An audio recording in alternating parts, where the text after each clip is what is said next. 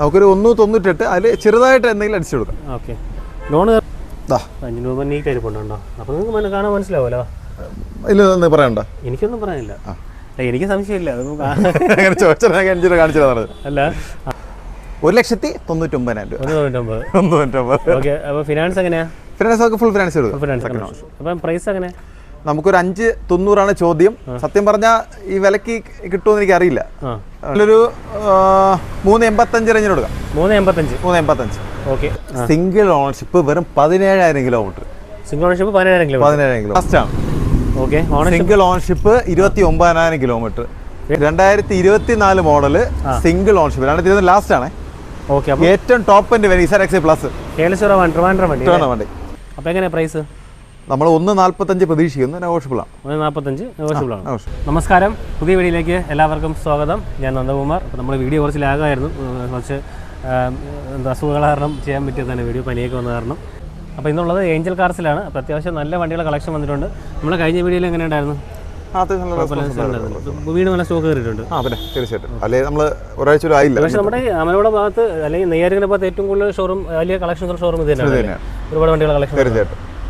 Okay. അപ്പോൾ location വരുന്നത് തിരുവനന്തപുരം നെയ്യാറ്റിങ്കര അമരവളയിലാണ്. അമരവള താന്നിമൂട് നമ്മുടെ റോജം റോഡ്. വീട്ടിലോട്ട് സ്വാഗതം. താങ്കളെ കുറിച്ച് ഇവിടെ ഒരു ഈ ഏരിയയിലെ ഒരു വലിയ റിച്ച് എന്നാണ് അറിയുന്നത്, ശരിയാണത്? എൻ്റെ അവസ്ഥ എനിക്ക് ദൈവത്തിന് അറിയാം. ഓക്കെ. എന്തായാലും നമ്മൾ ലോൺ സ്റ്റാർട്ട് ചെയ്ത വർഷം മുതലാണ് 2011 ലാസ്റ്റ് മുതലുണ്ട് ലോൺ ചെയ്യാൻ പറ്റും. വാറണ്ടി 2016 മുതൽ. അപ്പോൾ അവരുടെ നമ്പർ സ്ക്രീനിൽ കൊടുക്കാം, ഡിസ്ക്രിപ്ഷനിൽ കൊടുക്കാം. നിങ്ങൾക്ക് ഡയറക്റ്റ് കോൺടാക്ട് ചെയ്യും. അപ്പോൾ നേരെ വീഡിയോയിലോട്ട്. Renault Kwid. ഈ വാഹനം 2015 model, second ownership 61,000 kilometre. 2015 second ownership 61,000 kilometre. Okay. Replacement കാര്യങ്ങളൊന്നുമില്ലല്ലോ? റീപ്ലേസ്മെന്റ് കാര്യമൊന്നുമില്ല. RXT ആണ്, ഫുൾ ഓപ്ഷൻ വണ്ടിയാണ്. എയർ ബാഗ് ഉള്ളത്. ടയർ കണ്ടീഷൻ ഒരു 95% എന്ന് പറയാം. ഓക്കെ. പിന്നെ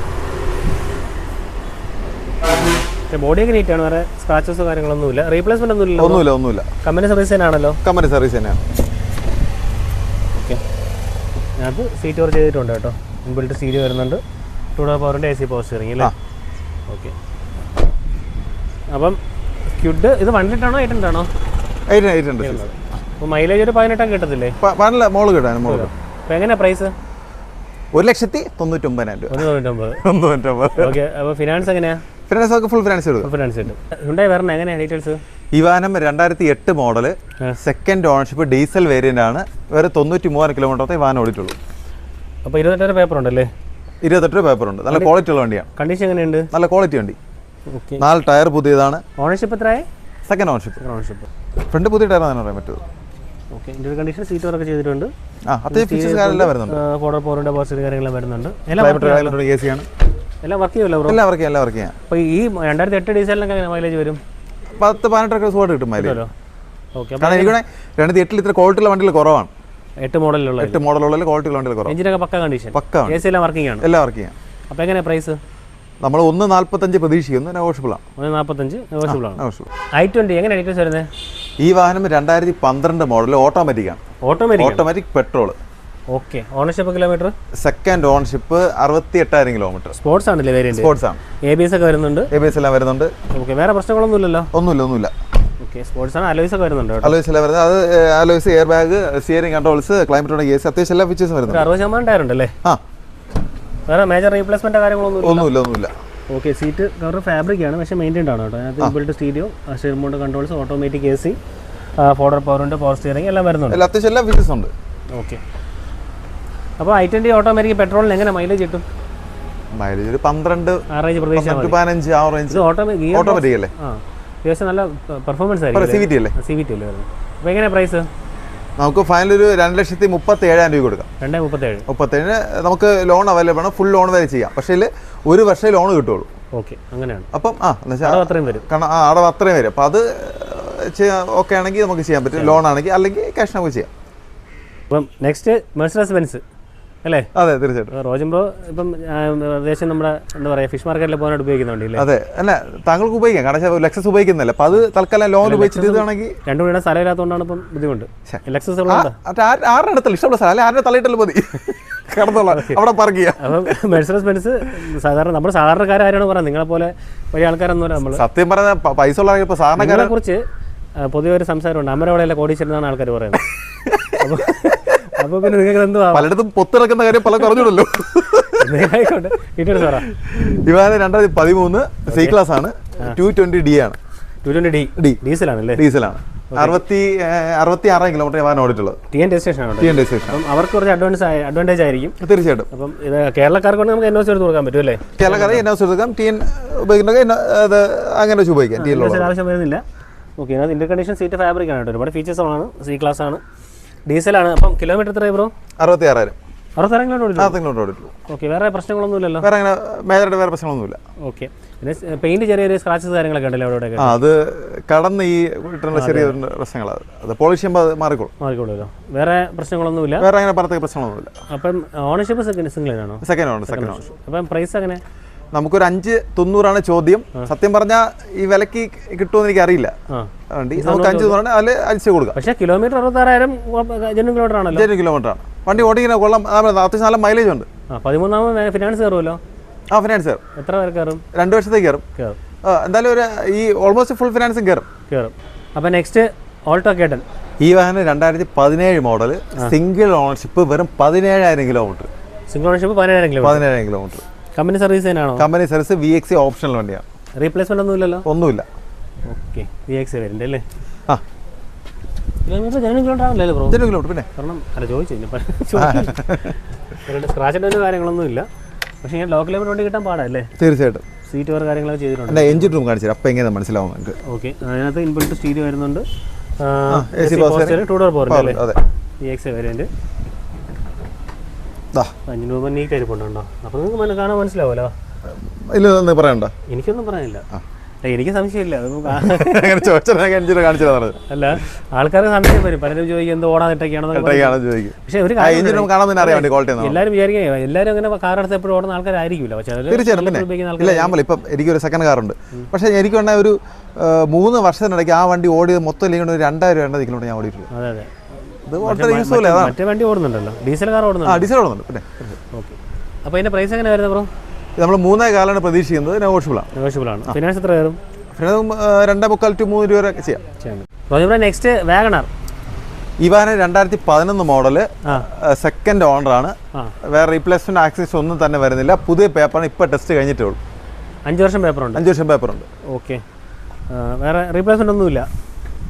റീപ്ലേസ്മെന്റ് ഒന്നുമില്ല. 70 കിലോമീറ്റർ ഓടിയിട്ടുള്ളൂ. ടയർ 4 പുത്തൻ ടയർ ഉണ്ടല്ലേ? ഓക്കെ, അലോയ്സ് എക്സ്ട്രാ ചെയ്തിട്ടുണ്ട്. ചെയ്തിട്ടുണ്ട്. LXI ആണല്ലേ? സീറ്റ് ഫാബ്രിക് ആണ്. അത് സ്റ്റീരിയോ വെച്ചിട്ടുണ്ട്. 2 ഡോർ പവറിന്റെ AC പവർ എല്ലാം വർക്കിംഗ് ആണല്ലോ? എല്ലാം വർക്കിംഗ് ആണ്.